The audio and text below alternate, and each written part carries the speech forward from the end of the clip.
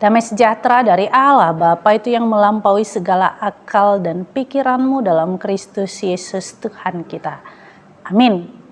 Umat yang dikasihi dalam nama Yesus Kristus, pernahkah kita berpikir, kenapa ya semakin hari semakin banyak orang jahat?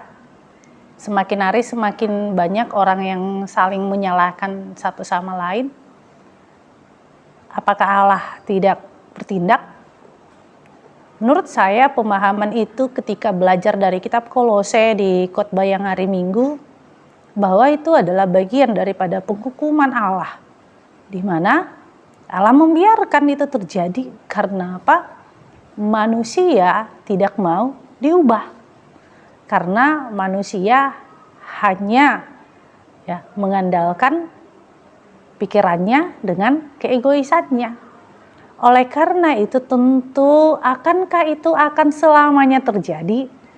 Tidak. Suatu hari nanti Allah akan memperbaharui dan selalu melahirkan orang-orang yang hidup di dalam kebenaran, orang-orang yang mencintai kebenaran, orang-orang yang benar-benar setia menjadi penghidup atau yang menghidupi firman Tuhan. Itu yang mau dikatakan dalam renungan kita kitab Yesaya 62 ayat 2. Maka bangsa-bangsa akan melihat kebenaranmu dan semua raja akan melihat kemuliaanmu. Dan orang-orang akan menyebut engkau dengan nama baru yang akan ditentukan oleh Tuhan sendiri. Demikianlah firman Tuhan. Kita yang dikasihi dalam nama Yesus Kristus, kebenaran itu tetap akan menang dalam setiap kegelapan. Karena terang yang menguasai seluruh dunia ini. Sekalipun pasti ada kegelapan. Tetapi kegelapan tidak akan kekal, tidak akan menang. Oleh karena itu yang mau dikatakan Allah di dalam keselamatan itu sendiri, kita akan melihat terang kebenaran daripada firman Tuhan. Di mana Allah tidak pernah berdiam diri sekalipun seolah-olah Allah membiarkannya. Dan pada saatnya manusia akan berseru meminta tolong kepada Allah. Pada saatnya manusia akan mengatakan bahwa benar-benar Allah itu adalah yang benar.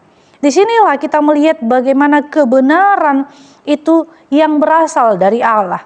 Sehingga di dalam kebenaran itu kita melihat Yesus benar-benar diutus oleh Allah. Yesus benar-benar yang memberikan pengajaran supaya dalam setiap hidup manusia itu ada patronnya, ada polanya. Polanya siapa? Firman Tuhan. Polanya siapa? Kristus yang hidup di dalam diri manusia itu. Sehingga ketika orang-orang hidup di dalam kebenaran, kita diperbaharui dan kita melihat bahwa kemuliaan Allah akan nyata di dalam diri kita, dan disitulah kita melihat bahwa Yesus, nama Yesus ada di dalam diri kita. Oleh karena itu kita yang dikasihi dalam nama Yesus Kristus, sebagai nama baru yang diberikan kepada kita sebagai anak-anak kepunyaan Allah ketika kita diperbaharui.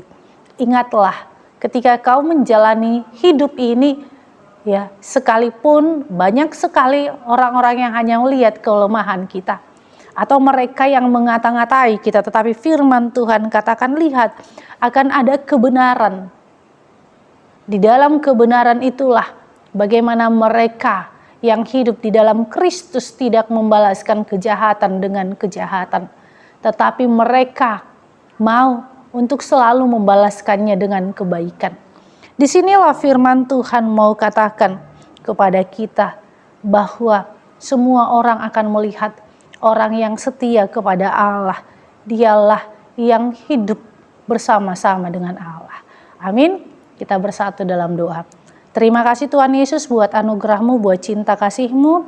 Biarlah kami tetap setia kepadamu. Inilah doa kami dalam nama Yesus Kristus, kami berdoa padamu. Amin. Anugerah Tuhan kita Yesus Kristus dan kasih Allah dan persekutuan Roh Kudus itulah yang menyertai kita. Amin.